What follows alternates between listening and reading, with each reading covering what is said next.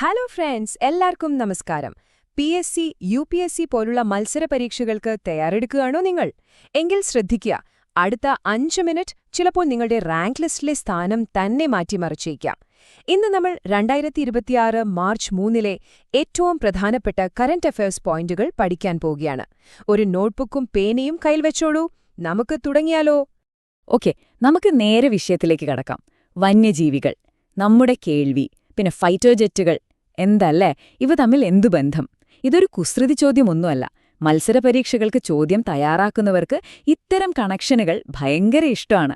ഈ 3 കാര്യങ്ങളെയും തമ്മിൽ ബന്ധിപ്പിക്കുന്നത് ഒരൊറ്റ ദിവസമാണ്. അത് മാർച്ച് 3 അതെങ്ങനെയാണെന്നല്ലേ നമുക്ക് നോക്കാം. ശ്രദ്ധിച്ചു കേൾക്കണം. മാർച്ച് 3 പരീക്ഷയ്ക്ക് വളരെ പ്രധാനപ്പെട്ട 2 അന്താരാഷ്ട്ര ദിനങ്ങളുണ്ട്. ഇത് ഓർത്തിരിക്കാൻ ഞാനൊരു സൂത്രപ്പണി പറഞ്ഞുതരാം. ഒന്നുമില്ല, നമ്മൾ മാർച്ച് 3 ഒരു വൈൽഡ് ലൈഫ് സഫാരിക്ക് പോയെന്ന് വെറുതെ ഒന്നങ്ങോട്ട് സങ്കല്പിക്കാം. അവിടെ സിംഹത്തിന്റെയും പുലിയുടെയും ഒക്കെ ഗർജനം കേട്ട് നമ്മുടെ കേൾവിക്ക് ചെറിയൊരു പ്രശ്നം പറ്റി. കിട്ടിയോ? വന്യജീവി, അതായത് വൈൽഡ് ലൈഫ്, പിന്നെ കേൾവി, അതായത് ഹിയറിംഗ്. ഈ കഥ ഓർത്താൽ മതി, മാർച്ച് 3 2 ദിവസങ്ങളും നിങ്ങളെ കയ്യിലിരിക്കും. അപ്പോ ഏതൊക്കെയാണ് ആ 2 ദിവസങ്ങൾ? ഒന്ന്, ലോക വന്യജീവി ദിനം അഥവാ വേൾഡ് വൈൽഡ് ലൈഫ് ഡേ.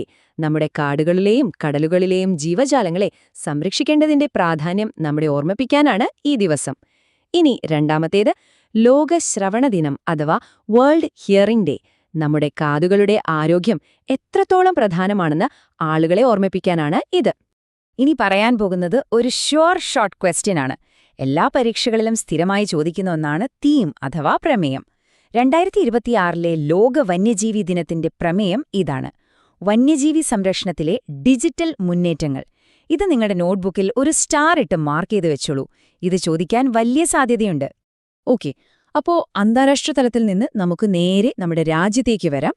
ഇന്ത്യയെ സംബന്ധിച്ച് വളരെ പ്രധാനപ്പെട്ട 2 വാർത്തകളാണ് മാർച്ച് 3 ബന്ധപ്പെട്ട് നമുക്ക് പഠിക്കാനുള്ളത്. ആദ്യത്തെ വാർത്ത പ്രതിരോധ മേഖലയിൽ നിന്നാണ്. ഇത് ഇന്ത്യയുടെ പ്രതിരോധ രംഗത്തൊരു വലിയ കുതിച്ചുചാട്ടം തന്നെയാണ്. നമ്മുടെ ഫൈറ്റർ ജെറ്റുകൾക്ക് വേണ്ടി അതിനൂതനമായ എഞ്ചിനുകൾ നിർമ്മിക്കാൻ ഇന്ത്യ ഒരു യൂറോപ്യൻ രാജ്യവുമായി കൈകോർക്കുകയാണ്. ചോദ്യം ഇതാണ്: ഏതാണ് ആ രാജ്യം? ഉത്തരം ഫ്രാൻസ്. ഇത് ഓർത്തുവെക്കണം, ഇന്ത്യ-ഫ്രാൻസ് ബന്ധം പരീക്ഷകളുടെ ഒരു സ്ഥിരം ഏരിയയാണ്. ഇനി ഈ എഞ്ചിന്റെ ഒരു പവർ എത്രയാണെന്ന് അറിയാമോ? 110 കിലോന്യൂട്ടൺ. ഈ സംഖ്യ കൃത്യമായി ഓർത്തുവെക്കണം. സ്റ്റേറ്റ്മെന്റ് ടൈപ്പ് ചോദ്യങ്ങളിൽ ഈ സംഖ്യ ചിലപ്പോൾ മാറ്റിത്തന്ന് നമ്മളെ തെറ്റിക്കാൻ നോക്കും. 110 കിലോന്യൂട്ടൺ എന്ന് പറഞ്ഞാൽ ഒരു ഭീകര പവർ തന്നെയാണ്. അപ്പോൾ രാജ്യം നമ്മൾ പഠിച്ചു, ഫ്രാൻസ്. ഇനി പഠിക്കേണ്ടത് കമ്പനിയുടെ പേരാണ്. ഇതാണ് ഏറ്റവും പ്രധാനപ്പെട്ട പോയിന്റ്. ഏത് ഫ്രഞ്ച് കമ്പനിയാണ് ഇന്ത്യയുമായി സഹകരിക്കുന്നത്? ഉത്തരം സാഫ്രാൻ. ഈ പേര് മനസ്സിലുറപ്പിച്ചോളൂ. ഓപ്ഷനിൽ റഫാൽ വിമാനം നിർമ്മിച്ച ഡെസോൾട്ട് ഏവിയേഷൻ പോലെയുള്ള പേരുകൾ തന്ന് നിങ്ങളെ കൺഫ്യൂഷനാക്കാൻ സാധ്യതയുണ്ട്. കൃത്യമായി ഓർക്കുക, എഞ്ചിൻ നിർമ്മാണം സാഫ്രാൻ. അടുത്തത് കുറച്ചുകൂടി ജനകീയമായ ഒരു വാർത്തയാണ്. നമ്മളിപ്പോ ഓൺലൈനായി ഫുഡ് ഓർഡർ ചെയ്യാറില്ലേ? ഏതാണ്ട് അതുപോലെ പോലീസ് സ്റ്റേഷനിൽ നേരിട്ട് പോകാതെ തന്നെ ഓൺലൈനായി പരാതി രജിസ്റ്റർ ചെയ്യുന്ന ഒരു സംവിധാനമാണ് EFIR. അങ്ങനെയെങ്കിൽ ഇന്ത്യയിൽ ആദ്യമായി EFIR സംവിധാനം നടപ്പിലാക്കിയ കേന്ദ്രഭരണ പ്രദേശം ഏതാണ്? ഉത്തരം ജമ്മു ആൻഡ് കാശ്മീരാണ്. രാജ്യത്ത് ആദ്യമായി ഈ സംവിധാനം കൊണ്ടുവരുന്ന കേന്ദ്രഭരണ പ്രദേശം എന്ന നിലയിൽ ഇത് വളരെ പ്രധാനപ്പെട്ട ഒരു ചോദ്യമാണ്, മറക്കരുത്. ശരി, ഇനി നമുക്ക് ലോകത്തെ മറ്റു ചില പ്രധാന വാർത്തകളിലൂടെ ഒരു ഓട്ടപ്രദക്ഷിണം നടത്തിയാലോ? നമ്മുടെ അയൽ രാജ്യമായ പാകിസ്ഥാനിൽ ഒരു പുതിയ പ്രധാനമന്ത്രി അധികാരമേറ്റിട്ടുണ്ട്. ഷെഹബാസ് ഷെരീഫാണ് പാകിസ്ഥാന്റെ പുതിയ പ്രധാനമന്ത്രിയായി സത്യപ്രതിജ്ഞ ചെയ്തത്. ഇനി ബഹിരാകാശത്തു നിന്നുള്ള ഒരു കിടിലൻ വാർത്ത.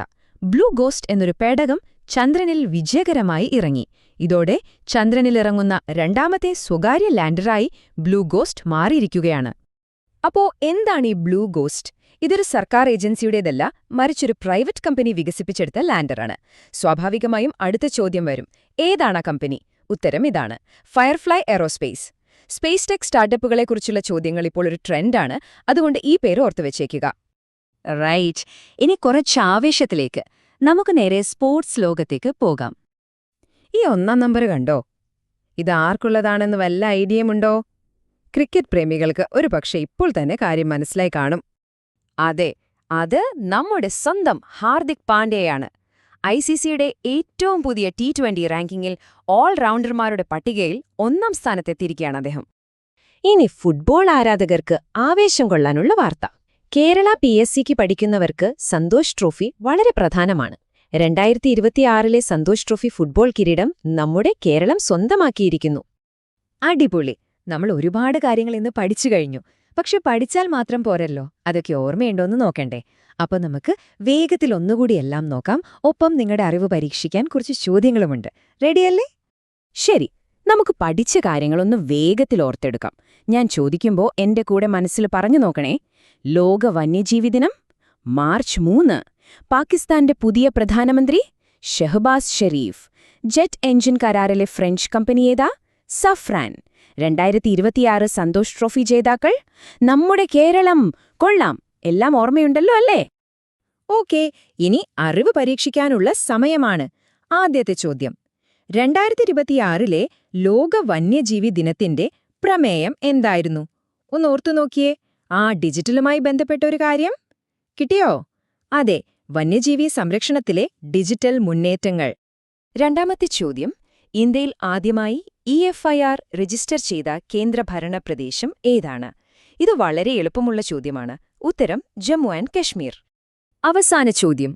ബ്ലൂ ഗോസ്റ്റ് എന്ന ലാൻഡർ നിർമ്മിച്ച സ്വകാര്യ കമ്പനി ഏതാണ്? ആ സ്പേസ് ടെക് സ്റ്റാർട്ടപ്പിന്റെ പേര് ഓർമ്മ വരുന്നുണ്ടോ? Firefly aerospace. കറക്റ്റ്. ഗംഭീരം. എല്ലാ ചോദ്യങ്ങൾക്കും ശരിയുത്തരം നൽകാൻ കഴിഞ്ഞവർക്ക് അഭിനന്ദനങ്ങൾ. ഇനി തെറ്റിപ്പോയവരുണ്ടെങ്കിൽ ഒരു വിഷമവും വേണ്ട. ഒന്നുകൂടി ഈ വിശകലനം ശ്രദ്ധിച്ചു കേട്ടാൽ മതി.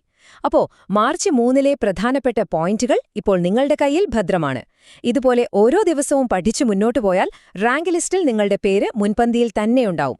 പഠനം തുടരുക, ആത്മവിശ്വാസത്തോടെ മുന്നേറുക. അടുത്ത ദിവസത്തെ കറന്റ് അഫയേഴ്സുമായി നമുക്ക് വീണ്ടും കാണാം. നന്ദി.